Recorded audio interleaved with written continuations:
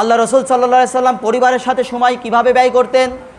হযরত আয়েশা রাদিয়াল্লাহু তাআলা আনহা বলেন, কানা ফি মিহনাতি আহলিহি, তিনি তার পরিবারের বিভিন্ন কাজে সহায়তা করতেন।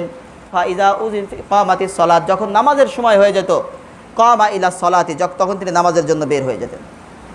আল্লাহ রসুল নামাজ যতক্ষণ থাকতো না, পরিবারের সাথে সময় কাটাতেন, তখন পরিবারের বিভিন্ন কাজকর্ম করতেন। কি কাজকর্ম করতেন? অন্য হাদিস আয়েশা রাদিয়াল্লাহু তাআলা আনহা তার একটা সংক্ষিপ্ত নলেজও দিয়েছেন। তিনি বলেন, কানা বাশারাম মিনাল বাশারি, আল্লাহ রসুল সাল্লাল্লাহু আলাইহি ওয়াসাল্লাম একজন মানুষ ছিলেন। ইয়াফলি সাওবাহু ওয়া ইয়াহলুবু শাতাহু ওয়া ইয়াখদুমু নাফসাহু, আল্লাহ রসুল সাল্লাল্লাহু আলাইহি ওয়াসাল্লাম কখনো কখনো তার নিজের জামা নিজে সেলাই করতেন। ওয়া ইয়াহলুবু শাতাহু, কখনো কখনো তিনি বকরির দুধ দহন করতেন।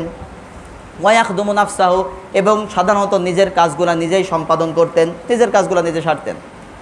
আমরা তো এগুলা করি না। আমরা নিজেদের জামাটাকে এক সপ্তাহ হয়ে গেলে কিংবা নির্দিষ্ট সময় পার হলে ময়লা হয়ে গেলে একটু ফিক্কে আলমারির উপরে ফেলি, আসেই তো একজন পরিষ্কার করার জন্য।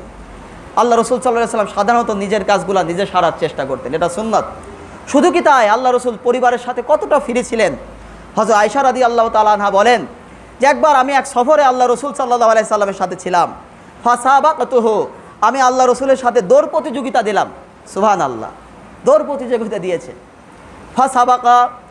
ফাসাবাকাতু আলা রিজলাইয়া, সেই প্রতিযোগিতায় আমি ফার্স্ট হয়ে গিয়েছি। আল্লাহ রসুল সাল্লাল্লাহু আলাইহি সাল্লাম হযরত আয়েশা রাদিয়াল্লাহু তাআলা আনহাকে একটু ঢিল দিয়েছেন আর কি, খুশি করার জন্য। তা আয়েশা রাদিয়াল্লাহু তাআলা আনহা ফার্স্ট হয়ে গিয়েছেন।